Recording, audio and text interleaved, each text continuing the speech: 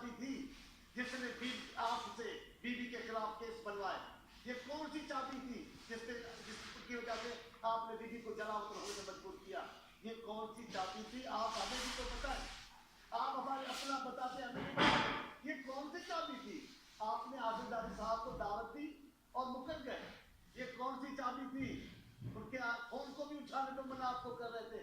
आप सारी उम्र चाबियों और इशारों पे चलते रहे आप। और ये चले सुनने जनाब, बिलावल हाउस झुकने वाला नहीं है। बिलावल हाउस के रहने वाले, बिलावल हाउस के मक्की, तो आपने मक्तल कहाँ में भी करते हैं। आपने उनकी इतनी चाबियां साहब आपकी पहली बात चाहिए या आपने गलत बात कर दी। राणा सनावला तो आप भी राणा सनावला साहब बाद में आए हैं इस लश्कर में।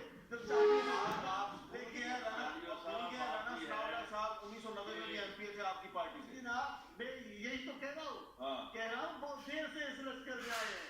ये तो पहले आपने जो इतनी चाबियां दिलवाई हैं नून लीग की, चले मान लेते हैं वो भी चाबी पे कभी काम करते थे। अब अपनी चाबी भी बता दें। मैं बताता हूँ, हम बताते हैं।